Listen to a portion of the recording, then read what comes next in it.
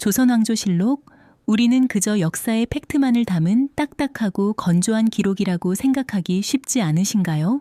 하지만 실록은 단순한 연대기가 아닙니다. 때로는 기록되지 않은 침묵 속에, 때로는 아주 미묘하게 선택된 단어들 속에 감히 드러내지 못했던 역사의 가장 잔혹하고 은밀한 비밀들을 마치 정교한 암호처럼 숨겨두기도 합니다. 이 방대한 기록의 숲속에서 만약 우리가 그 암호를 해독할 수 있다면 과연 어떤 진실이 우리 눈앞에 생생하게 펼쳐질까요? 역사의 뒤편에 감춰진 인간의 본성과 권력의 민낯이 궁금해지지 않으신가요? 오늘 우리는 조선 역사상 가장 비극적인 운명을 맞았던 한 어린 왕의 이야기를 따라가려 합니다. 그의 짧고도 고난했던 삶을 짓눌렀던 거대한 권력의 그림자, 그리고 그 앞에서 애달프게 저항하다 세우러져간 충신들의 이야기가 실록의 글자 틈새에서 어떻게 오늘날까지 생생하게 살아 숨쉬는지, 단순히 사건을 나열하는 것을 넘어 숨겨진 이야기를 통해 그 진실을 끝까지 파헤쳐 볼 겁니다. 어쩌면 그 속에서 우리가 살아가는 지금의 모습과도 놀랍도록 닮은 점을 발견할 수 있을지도 모르죠. 이 이야기는 단순한 과거 회상이 아니라 시대를 초월한 인간 본연의 드라마를 보여줄 것입니다. 자, 그럼 이제 조선왕조실록이라는 위대한 기록의 세계로 함께 들어가 볼까요? 실록은 유네스코 세계기록유산으로도 등재된 인류세 유례없는 독특하고 가치 있는 기록물입니다. 왕이라 할지라도 함부로 열람할 수 없었고, 왕의 일거수일투족은 물론 사소한 언행과 신하들과의 대화 내용까지 사관이라 불리는 전문 기록관들에 의해 엄정하게 기록되었죠. 상상해 보십시오. 붓을 든 사관이 엄숙하고 진지한 표정으로 모든 것을 기록하는 모습은 그 어떤 압력에도 굴하지 않겠다는 결연한 의지를 보여주는 듯합니다. 이 사관들은 혹여라도 왕이 자신에게 불리한 기록을 삭제하거나 수정할까봐 심지어는 목숨을 걸고 기록을 보존했습니다. 이처럼 사관의 독립성과 기록의 객관성은 실록을 오늘날 우리가 믿고 따를 수 있는 가장 신뢰성 높은 역사 자료로 만들어 주었습니다. 그렇다면 실록은 오직 사실만을 건조하게 나열했을까요? 실록의 빽빽한 서고 안에는 단순히 연대기적인 사실뿐만 아니라 때로는 사관의 주관적인 평가가, 때로는 기록될 수 없었던 침묵이, 그리고 때로는 의도적으로 숨겨진 정황들이 미묘하게 스며들어 있습니다. 숙련된 역사가들은 이 글자들 사이에 암호를 해독하며 공식 기록이 전하지 못하는 그 시대 사람들의 생생한 고뇌와 갈등, 그리고 숨겨진 진실을 찾아내곤 합니다.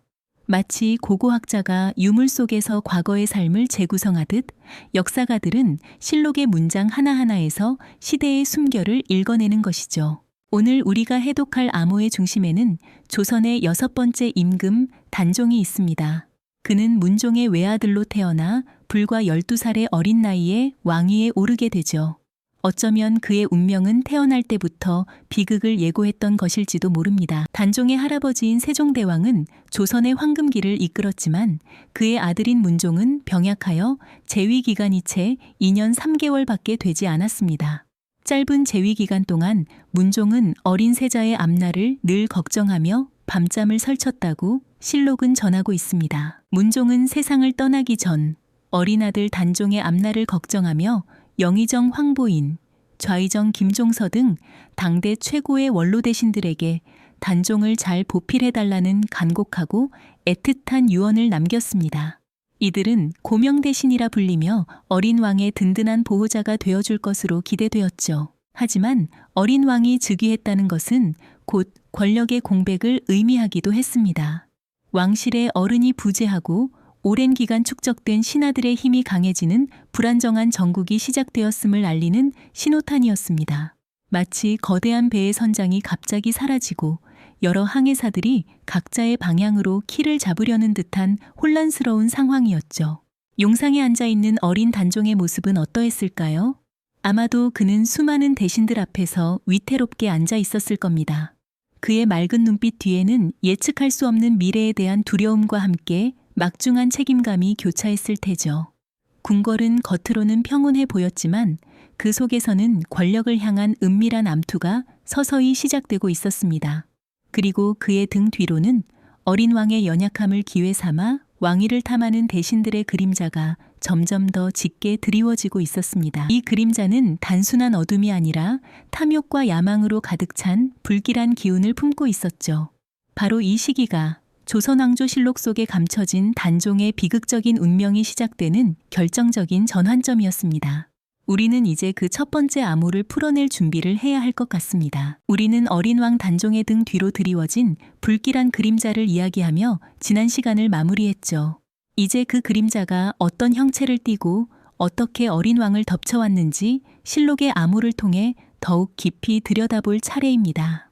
그 그림자의 중심에는 바로 단종의 숙부이자 훗날 세조가 되는 수양대군이 있었습니다. 수양대군은 단순히 왕실의 한 일원이 아니었습니다. 그는 강렬한 야망과 냉철한 판단력을 지닌 인물이었죠. 마치 먹잇감을 노리는 맹수처럼 불안정한 왕권이라는 기회를 놓치지 않고 자신의 세력을 키워나가기 시작했습니다. 실록은 그의 등장을 비교적 담담하게 기록하고 있지만 그 이면에 깔린 엄청난 긴장감은 행간에서 고스란히 느껴집니다. 어린 단종이 용상에 앉아 있는 동안 수양대군은 자신의 주변에 충성스러운 신하들을 모으고 군사적 기반을 다지며 서서히 왕권을 향한 발톱을 갈고 있었습니다. 마치 거미가 끈적한 거미줄을 한 올 한 올 엮어가듯 그는 궁궐 안팎에 자신의 영향력을 촘촘히 펼쳐나갔던 겁니다.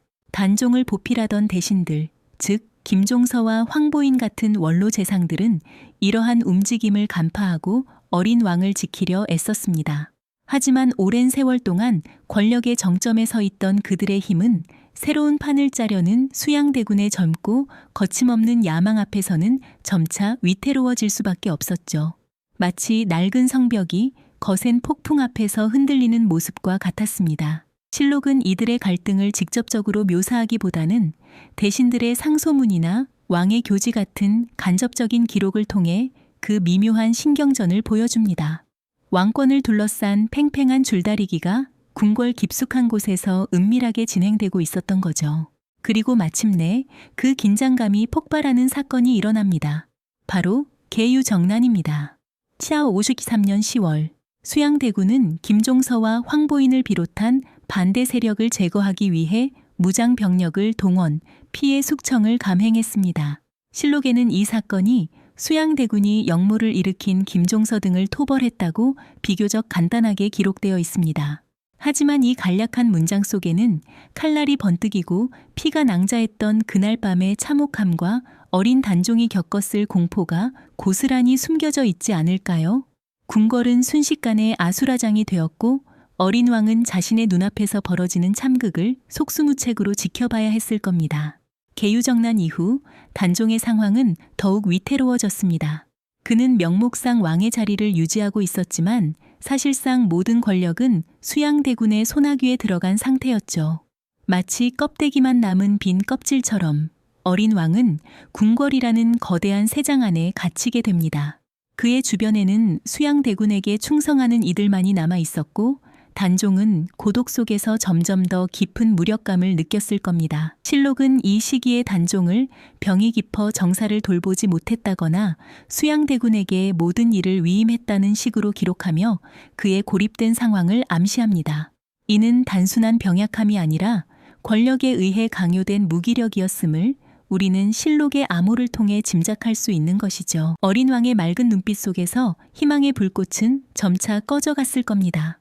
그는 마치 거대한 파도에 휩쓸린 작은 배처럼 자신의 의지와는 상관없이 정해진 운명 속으로 흘러가고 있었습니다. 궁궐의 밤은 더욱 깊어지고 단종의 침전에는 불길한 침묵만이 감돌았을 테죠. 이 모든 상황이 조선왕조실록의 건조한 기록 속에, 때로는 미묘한 단어 선택 속에, 때로는 의도적인 생략 속에 고스란히 암호처럼 숨겨져 있었습니다. 우리는 이제 그 다음 암호를 풀어 역사의 가장 비극적인 순간과 마주할 준비를 해야 할 것 같습니다. 그 불길한 침묵은 길지 않았습니다. 수양대군의 야망은 이제 더 이상 그림자 속에 머무르지 않았죠. 어린 단종을 향한 압박은 노골적인 현실이 되어 다가왔습니다.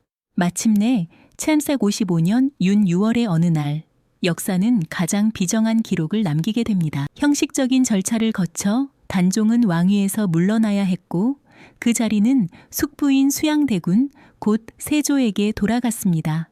실록에는 전위 추안웨이 라는 간결한 두 글자로 이 사건이 적혀 있지만 과연 그 짧은 기록만으로 모든 것을 담아낼 수 있었을까요? 아마도 그 두 글자 속에는 어린 왕의 찢어지는 마음과 함께 권력을 향한 맹목적인 욕망이 빚어낸 냉혹한 현실이 고스란히 담겨 있었을 겁니다. 궁궐의 높은 담장 안에서 한 시대의 운명이 잔인하게 뒤바뀌는 순간이었죠. 왕위를 강제로 빼앗긴 것도 모자라 단종은 이제 궁궐 밖으로 내쳐지는 비운을 맞이하게 됩니다. 처음에는 상왕으로 불리며 잠시 머물렀지만 그마저도 잠시 첸삭 57년 6월 그는 영월 땅으로 유배를 떠나야 했습니다. 정적의 씨앗을 완전히 제거하려는 잔혹한 의도였죠. 한때 조선의 가장 높은 자리에 앉았던 어린 왕은 이제 험난한 고갯길을 넘어 외딴 곳으로 향하는 쓸쓸한 행렬의 주인공이 됩니다. 실록은 단종이 영월로 떠날 때의 기록을 어가 유자가 영월로 향했다는 몇 마디로 간략하게 기술하고 있습니다만 그 길 위에서 어린 단종이 느꼈을 상실감과 두려움은 과연 어떤 것이었을까요? 아마도 그의 눈에는 빗물인지 눈물인지 모를 것이 하염없이 흘러내렸을 겁니다. 멀리 보이는 희미한 산 그림자처럼 그의 미래 역시 불확실하고 암울했을 테죠. 하지만 역사의 비극은 여기서 멈추지 않았습니다. 어린 왕을 향한 충정근, 꺼지지 않는 불꽃처럼 타올랐죠. 단종의 폐위와 유배 소식에 가슴 아파하며 그를 다시 왕위에 복위시키려는 움직임이 비밀리에 시작됩니다. 바로 성삼문, 박팽년, 하위지, 이계, 유성원, 김질 등 6명의 충신들, 즉 우리가 익히 알고 있는 사육신입니다. 이들은 목숨을 걸고 단종 복위를 꾀했습니다. 성삼문은 명나라 사신을 접대하는 자리에서 수양대군을 처치하고 단종을 복위시키려 했지만 불행히도 이 계획은 사전에 발각되고 맙니다. 마치 끓어오르는 용암처럼 격렬했던 그들의 충심은 권력의 냉혹한 칼날 앞에서 산산이 부서지고 말았죠. 한 송이 꽃봉오리가 채 피어나기도 전에 꺾여버린 비극과도 같았습니다. 계획이 발각되자 사육신은 혹독한 고문을 받게 됩니다. 실록에는 이들의 신문 과정과 고문 장면이 상세하게 기록되어 있습니다. 이들은 살이 찢기고 뼈가 부서지는 혹독한 고통 속에서도 어린 단종을 향한 굳건한 충절을 결코 굽히지 않았습니다. 인간으로서 감당하기 어려운 참혹한 고문 앞에서도 그들의 눈빛은 흔들림 없이 오직 한 임금을 향하고 있었죠. 특히 성삼문은 모진 고문에도 굴하지 않고 자신에게 가해지는 고통을 오히려 자랑스러워하며 당당하게 죽음을 맞이합니다. 이미 죽을 것을 각오했으니 무슨 말을 더 하겠는가 라는 그의 절규는 실록의 건조한 문장 속에서도 오늘날까지 우리의 심장을 울리는 듯합니다. 실록은 그들의 죽음을 모반대역, 모우판 다니으로 처형했다는 짧은 문장으로 마무리하지만 그 속에 담긴 인간적인 고뇌와 비극은 결코 짧지 않죠. 사육신 외에도 수많은 충신들이 단종 복위 운동에 연루되어 희생되었습니다. 이들의 이름은 실록의 구석진 곳에 때로는 간략한 죄목과 함께 기록되어 있습니다. 하지만 우리는 그 기록의 행간에서 권력에 의해 지워지거나 축소된 진실의 조각들을 찾아낼 수 있습니다. 예를 들어 어떤 신하가 영모죄로 처형되었다는 짧은 한 줄은 사실 단종에 대한 굳건한 충성심 때문에 생을 마감한 비극적인 이야기를 숨기고 있는 암호일 수 있습니다. 실록은 권력자의 시선에서 쓰였지만 그 기록의 미세한 균열 속에서 우리는 억압받았던 자들의 절규와 진실을 엿볼 수 있는 것이죠. 마치 거대한 빙산의 일각처럼 실록에 드러난 사실은 빙산의 아래에 감춰진 거대한 비극의 서막에 불과했던 겁니다. 영월에 유배된 단종의 삶은 고독과 절망의 연속이었습니다. 사랑하는 이들은 모두 떠나고 그를 지키던 충신들마저 비참한 최후를 맞이했으니 그의 마음은 얼마나 황폐했을까요? 결국 첸사 57년 10월 단종은 17의 어린 나이에 생을 마감합니다. 실록은 그의 죽음을 병으로 사망했다고 기록하지만 우리는 그 기록이 권력에 의해 조작된 암호임을 너무나 잘 알고 있습니다. 병으로 위장된 사실상의 강요된 죽음이었음을 역사는 증언하고 있죠. 그의 마지막 순간은 과연 어떠했을까요? 어쩌면 그는 차가운 유배지에서 홀로 지난날의 영화와 가족들의 모습을 떠올리며 쓸쓸히 눈을 감았을지도 모릅니다. 그의 짧고 비극적인 생애는 조선왕조실록이라는 거대한 기록 속에서 가장 슬픈 암호로 남아있는 것이죠. 단종의 죽음과 사육신을 비롯한 수많은 충신들의 희생은 권력의 잔혹한 민낯을 여실히 보여주는 역사의 한 페이지입니다. 그러나 이 비극적인 결말이 역사의 끝은 아니었습니다. 실록은 당대의 권력에 의해 기록되었지만 시간이 흐르면서 그 암호들은 서서히 해독되기 시작했죠. 과연 후대의 역사가들은 이 비극적인 암호 속에서 어떤 진실을 발견하고 어떻게 역사를 바로잡아 나갔을까요? 다음 이야기에서는 침묵 속에 감춰졌던 진실들이 어떻게 세상 밖으로 드러나게 되는지 그 과정을 함께 따라가 보겠습니다. 이 영상이 도움이 되셨다면 좋아요와 구독 부탁드립니다. 여러분의 응원이 제게 큰 힘이 됩니다. 다음 영상에서도 더 유용한 정보를 공유하겠습니다. 감사합니다.